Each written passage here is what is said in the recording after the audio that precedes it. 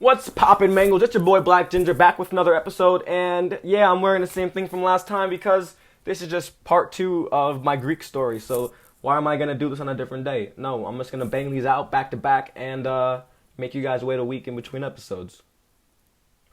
But anyway, if you guys are wondering how the story ended last time, yes, it was everything you think it is, and I don't really know if I can say it specifically on YouTube, but maybe I'll say it in more detail eventually if someone gets me on a podcast or something. I don't really know. But let's just jump back into the Greek story.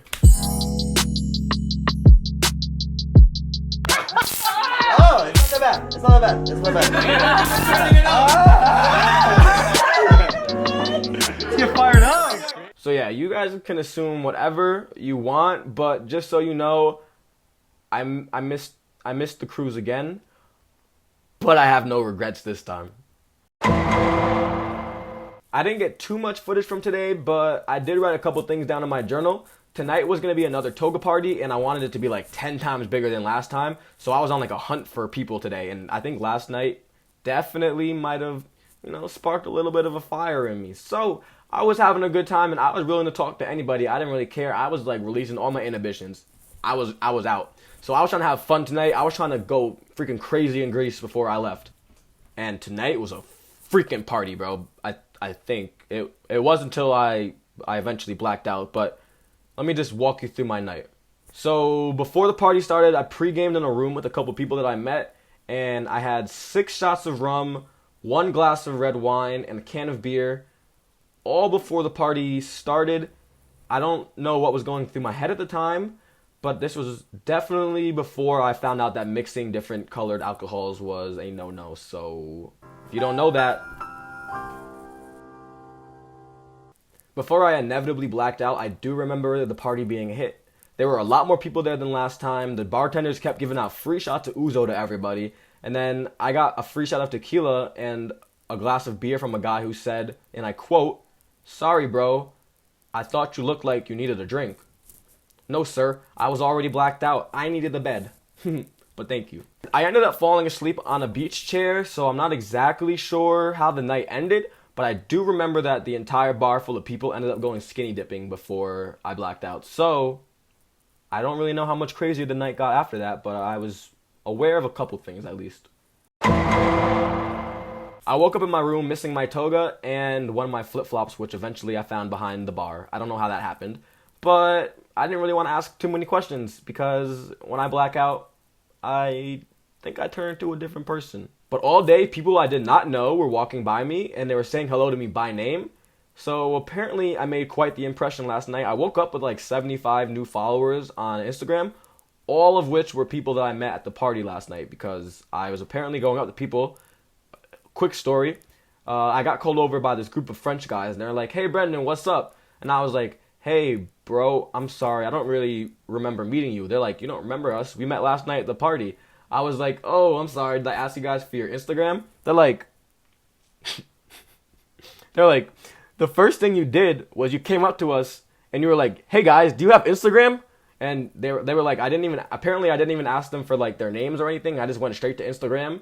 I got their Instagram and I guess I walked away. And I guess we met later on through the night, but I was already blacked out at that point. It was my last full day at the hostel, so I just wanted to chill out with some of the people that I made friends with. Most of us headed down to the Lemon Tree, a little bar in town, and when I got there, I was offered even more free drinks and some free hookah because I was pretty popular when I was in Greece, honestly. I'm not gonna lie.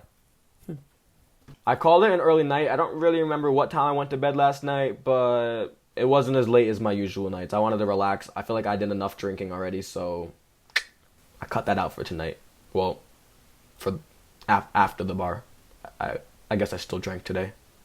I had to check out of my room today pretty early, but I had some time before the bus took me to the airport, so I took that time to go and find almost everybody that I met in the last couple of days here and say goodbye to them and make sure I got all their contact information so I could keep in touch. And then I played a little Pong while I waited. So thank you to everybody who made my time in Corfu so special. With my funky burger pancakes on my hip, I made my way to the airport. I flew to Athens and I was going to spend a couple of days there before I made my way to Egypt And I was really excited because I've always been a huge fan of Greek mythology, so this was going to be really cool to see where Greek mythology started. And when I got to the airport, I pretended to wait for a bag just so I could get this shot for some reason. But I'm going to include it because I took the time to film it. I don't know. Once I reached my Airbnb, I was supposed to contact my host to get the password for the key box outside. But I was stuck in a bit of a predicament because I needed the key to get inside, to get to the Wi-Fi, to contact my host, to tell him that I needed the password to get the key so that way I could get inside, so that way I could contact him. And it was a bit of a paradox. If I could give you a tip on how to avoid this in the future, pay a little extra for international service plan. I waited outside for about an hour asking almost everybody I saw if I could just borrow their phone for a minute just to contact my Airbnb host and get my key. But most of the people straight up ignored me. A few of them were like just rude to me with their responses. Like they were just mean.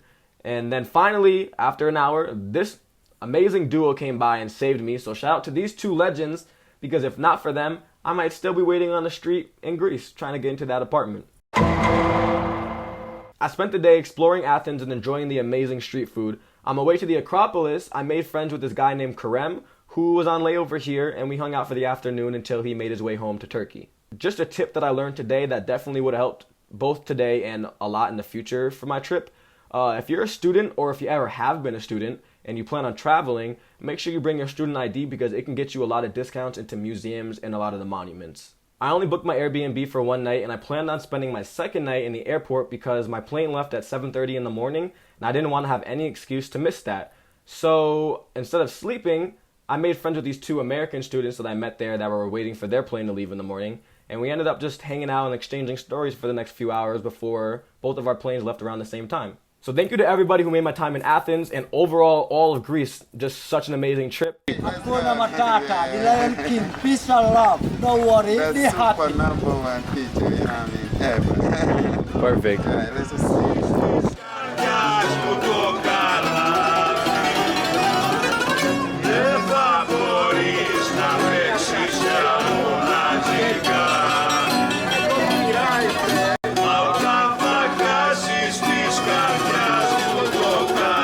Thank you to everybody who made it this far in the video. If you have, please make sure that you like, make sure you comment something down below. Tell me your favorite color. That's all I'm asking for. Just drop your favorite color in the chat. And I'll catch you guys in the next video when we make it to Egypt. Live forward, learn backwards. Peace.